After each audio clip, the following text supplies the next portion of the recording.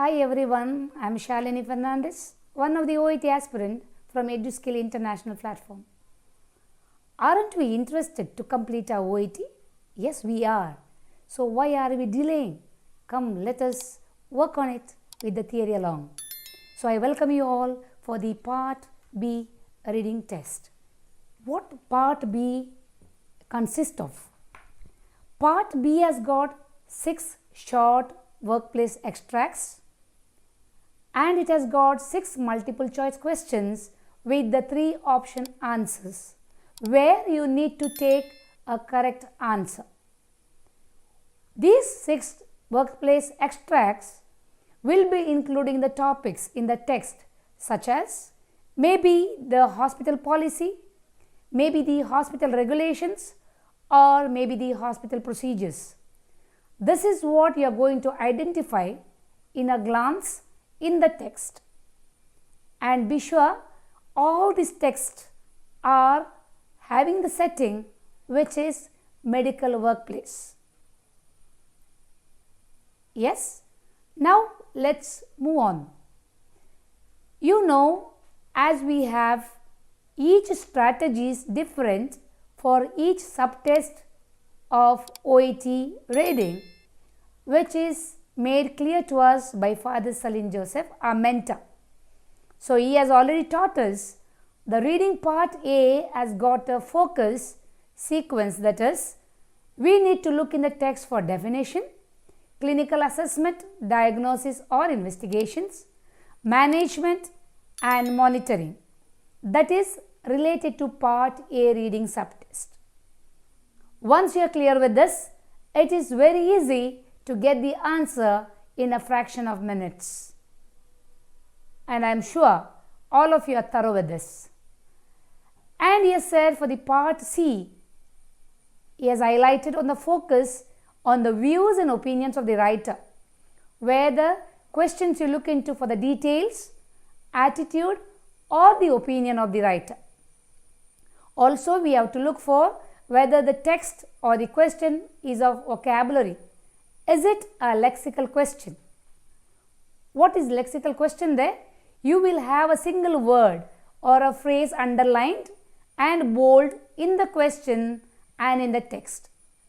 And also you will look for the reference type of questions where you decide what the word or phrase relates to. There also you will have a single word or phrase underlined bold in the question and in the text. And also you should be thorough with the complex sentences which are used in the references, which will help you to fetch your answer in the right way. As we have the strategies for part A reading as well as part B, we also have a different strategy for part C. Different strategy we have different strategies for reading subtest A and reading subtest C. We also have a particular strategy for reading subtest B. Let's see what it is. When we think about reading part B, we need to know what it is used for. What is the purpose of the text, or what is the nature of the text? Who is the audience? This must be understood when you glance into the topic. And also you should look for what type of document, whether the document is regarding to the policy or regulations or the advices given or the instructions given, or it is a educative text. This must be understood clearly so that you can attempt the questions in a correct manner. Particularly, you should be very thorough to identify the synonyms in the questions and write the answer. So overall, in reading part B, you need to know the general meaning of the text. That is why I will tell you, as soon as you get the questions or the booklet in your hand, do not jump to write the answer straight away. Do remember to have a glance to get the general idea of each text. It will not take long time. but it is very essential to know what the text talks about. And let's move on to the approach to the question answer in part B. We use here the QAT method. What is that QAT method? The QAT method is nothing but Q stands for question, A stands for answer, and T stands for text. That means when you get the part B in your hand, first of all you need to get the general idea, then you look into the question first, then the options what you have, then go to the text and find out the correct answer. You will come to know as we move along with the practical session. So now let's see the example how to attempt a part B text, or how to attempt the questions answers in the part B subtext. So we have here example. I thank official OET website for giving us the material online so that it becomes very easy for us to learn. So let's move on to text 1, what it talks about. The text is given here: developing diagnostic test for respiratory disease using sound measurement and machine learning techniques, clinical trial. We got the gist of idea. That means they are conducting some clinical trial to develop new diagnostic test for respiratory disease. So as the method we are supposed to follow, we need to see the question first.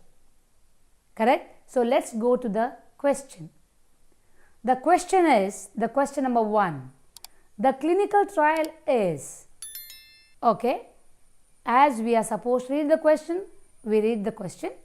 The question says, the clinical trial is, and you need to look for the options.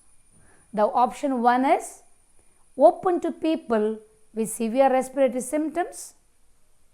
Option 2 is exploring new ways to confirm a person has a respiratory disorder.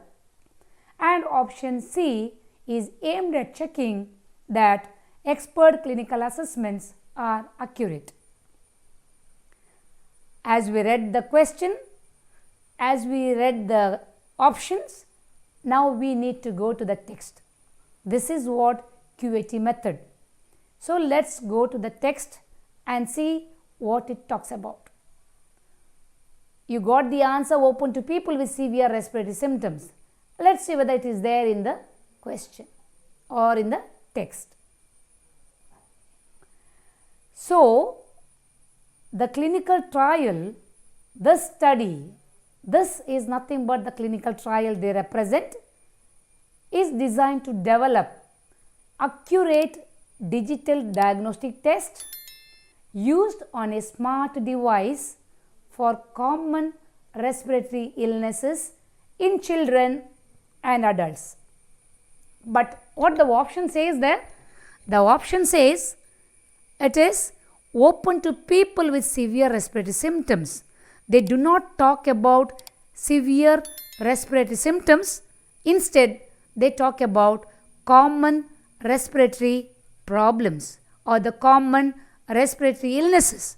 So your answer here is wrong. The option A is not suiting to your question. So it is wrong. Let us see the option B, that is exploring new ways to confirm a person has a respiratory disorder.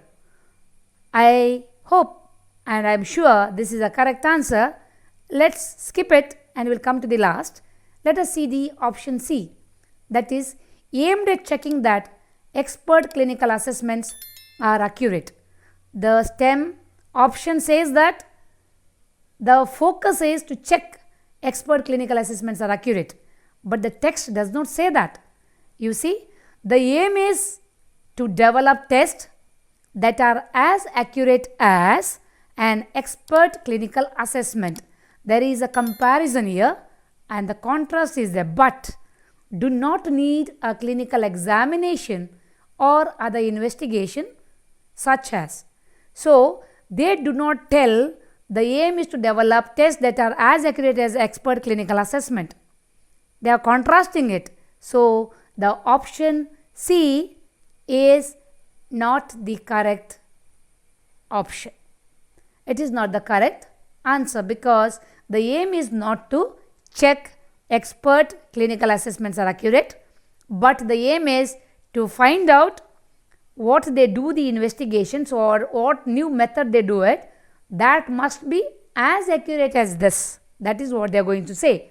So, definitely the answer is exploring new ways to confirm a person has a respiratory disorder, and it is there in the text. Just have a glance. You see, it is bold here to make you clear. I made it bold. The aim is to develop tests that are as accurate as an expert clinical assessment, but do not need a clinical examination or other investigations such as X-rays to be performed. That means the option what you have here is exploring new ways to confirm a person has a respiratory disorder. They have already the diagnostic test like X-rays and other thing, but they want to find out new ways which can definitely say that the person has a respiratory disorder. So, the answer here is exploring new ways to confirm a person has a respiratory disorder.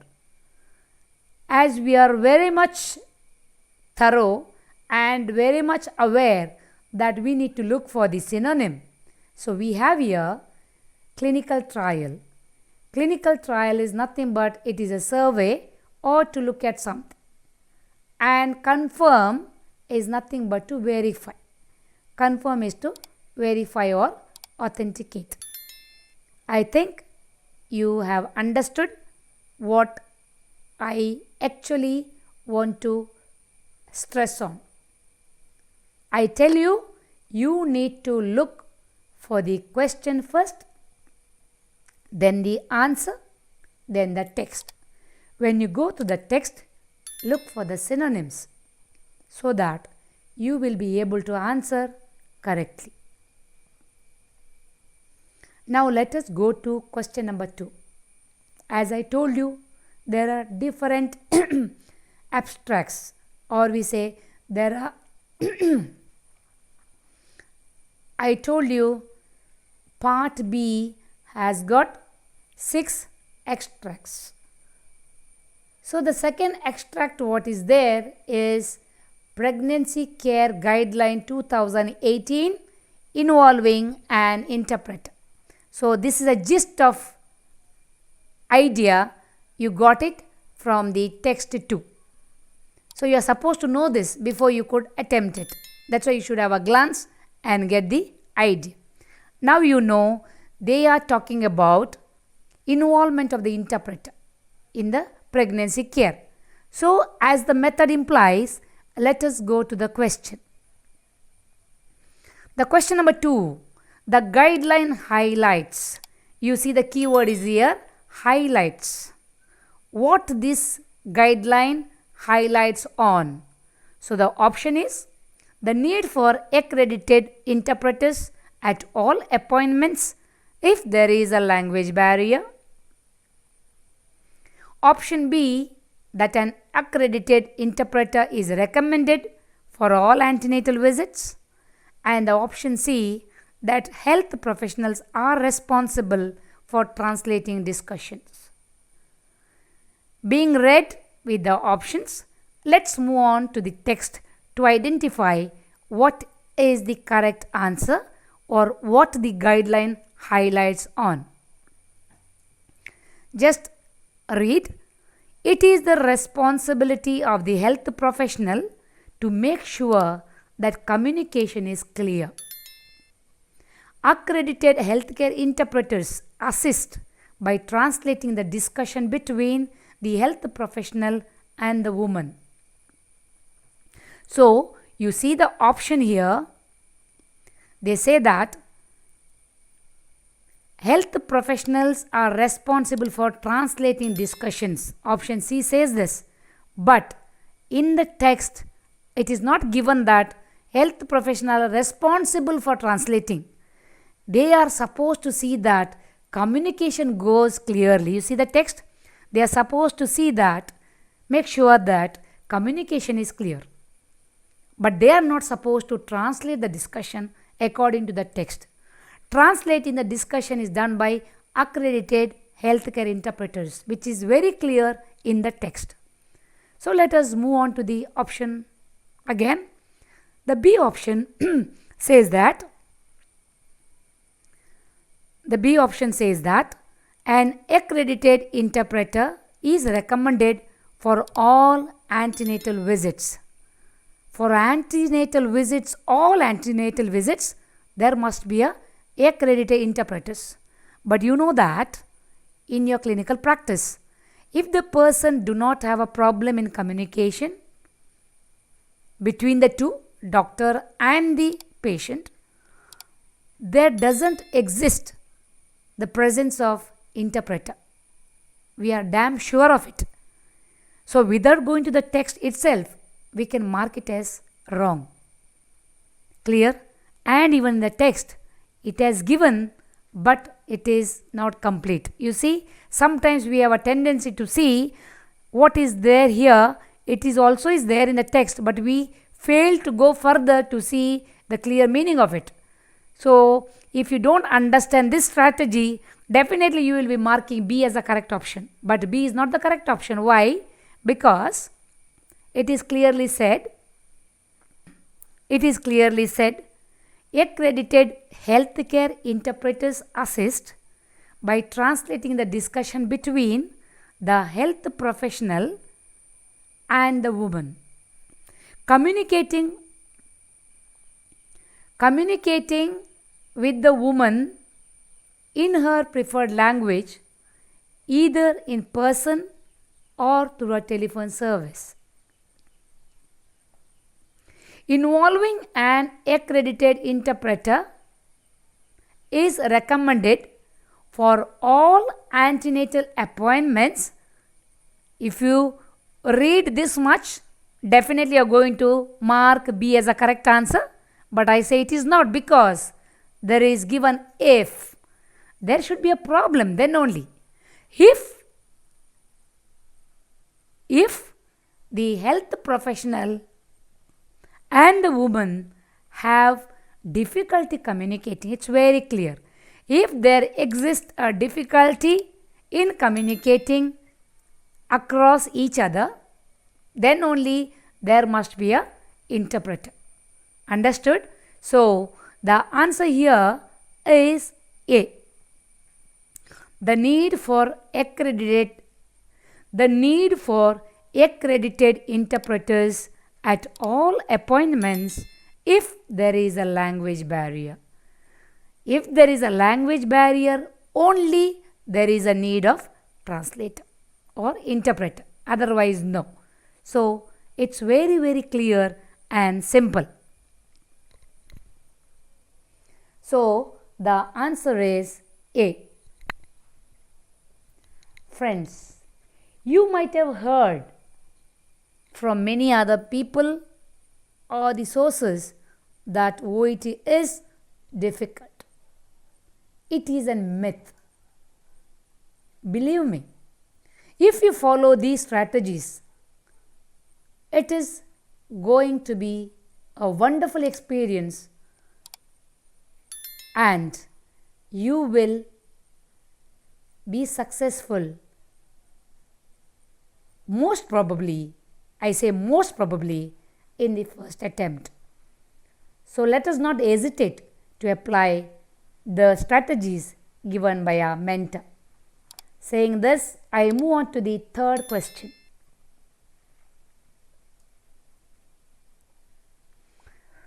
Now let's see the text 3. Patient safety advice about medication. This is the gist what you got in part 3 or the third extract that we have in part B subtest. Now we are not going to read we are going to just have a glimpse of it. Just you pass your eyes on it or move your eyes once and go back to the question. What is the question? The patient safety leaflet encourages patients to. Okay, the question is, the patient safety leaflet encourages patients to. So the keyword is here safety leaflet and also encourages. It boosts them or it facilitates. Understood? So let's go to the option. A. Check the nurse understands the medicine guidelines. B. Ask staff to clarify the directions to follow about taking their medications. And option C is be sure the doctors ask questions. So let us go to the text. It's important you keep track of your medicines. Taking the right medicine at the right time will help you get well. Using medicines in the wrong way may cause, you see, may, there is a modal verb, unwanted side effects. To be medicine wise, to be smart in hospital, you need to tell staff when, if you have had an allergic or bad reaction to any medicines, or if you have trouble swallowing medicines. You should tell staff straight away if you feel unwell after taking any medicine. You see, there is a time expression after. Let staff know if you think you should have received some medicines. Again, there is should, which is a modal verb used. Some, again, it is given the scale, or the medicines appear different. It is important that all medicines are explained to you before you leave hospital to go home or to another care provider.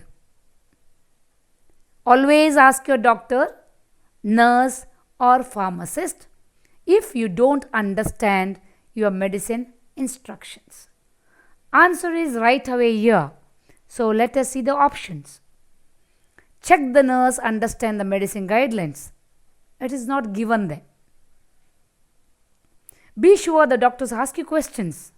No, it is not that doctors alone ask questions. And it is not doctors is going to ask you questions. It is that you need to ask them. It says that you need to ask them questions. So that also is wrong. So what is the correct answer?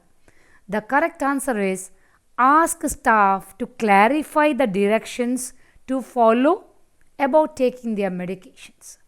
Clarifying the directions is nothing but the synonym used here is explain the things, how to take it. So explain the things that how to take your medicines. So this leaflet will encourage you. So you read the question along with the option when you want to attempt. So you read, the patient safety leaflet encourages patient to ask staff to clarify the directions to follow about taking their medications. And it is there in the text. Always ask your doctor, nurse or pharmacist if you don't understand your medicine's instructions. So, and also priorly it is given, it is important that all medicines are explained to you before you leave a hospital. So, here they talk about what is the responsibility of you if you don't understand. And it is said that you need to ask the staff to clarify your directions so that you are not in confusion when you leave the hospital. So, the answer is very clear. Fine? Yes. Now, let's move on to the fourth question. So, the fourth text, it is a memo to staff. As I told you, the extracts here are related to the hospital scenarios, or the extracts are of maybe the hospital policy, maybe the hospital recommendations, or maybe the hospital procedures. And you may get different aspects, but overall it is about regulations, policies, or procedures. So let's see the text for memo to staff. Let us understand it is for the staffs or the memo gives or the memo says. Okay, there is something that memo is nothing but it helps people to work for better. So let us go to the question. If the inpatient team cannot agree, you see there is a negative statement here. If the inpatient team cannot agree on accepting a patient who has to attend a case conference. You need to know cannot agree, negative sentence, you have to keep it here, the negative word. Okay, and what is here they talk about the patient is supposed to attend a case conference, and if it doesn't attend, what you're supposed to do. So read the option. The senior medical officer from the alternative specialty, the emergency department consultant, and the original inpatient team representative. B. The patient, the senior patient medical officer, and the executive director of medical services. And the C. The patient first consultant, a consultant from the emergency department, and a consultant from the alternative specialty that the inpatient team suggests. Without going to the text, we know that with the clinical experience, if the inpatient team cannot agree on accepting a patient, we do not directly go to the medical officers or we do not go to the directors. We try to solve the problem by ourselves, involving various people there. So, looking at this, the question number A is wrong. It is wrong. And the question number B is also wrong because we don't involve executive director at the base level. Once we are unable to solve problem, only we go for higher,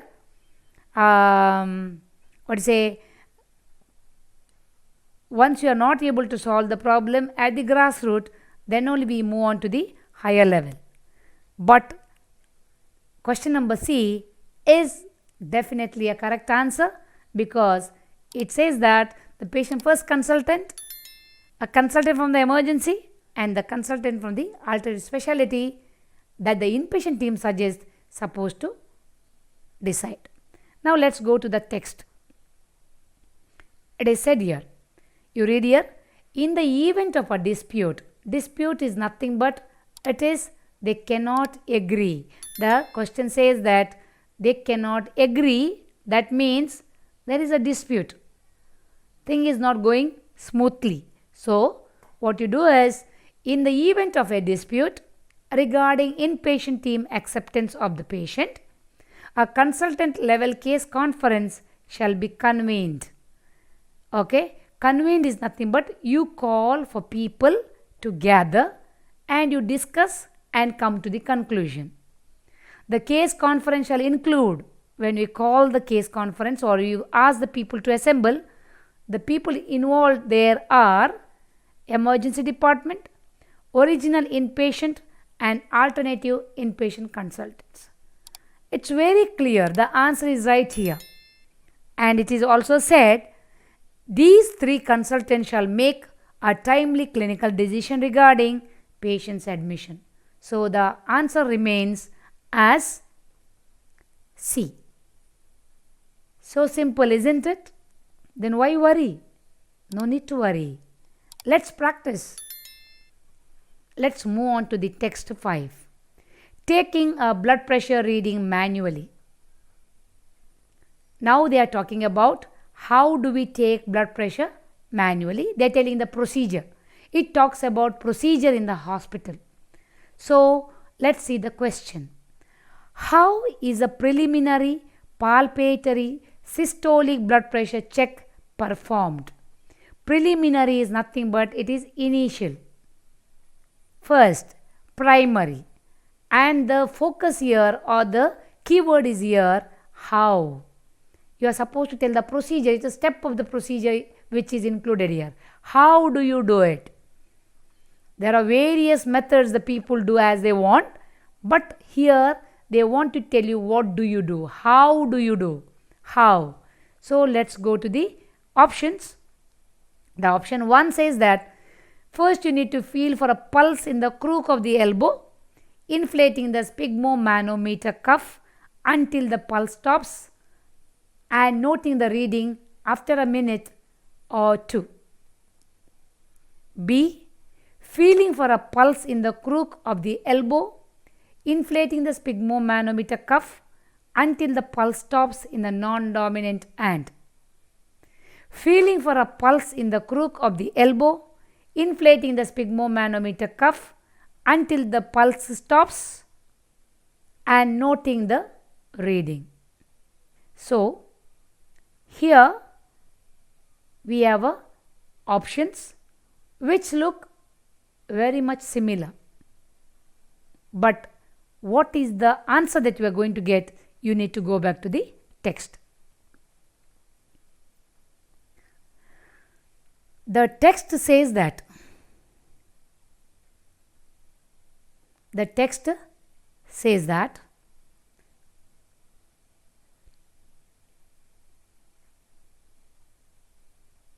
wrap the cuff around the patient arm and use the index line to determine if the patient's arm circumference falls within range area. Otherwise, choose the appropriate smaller or larger cuff.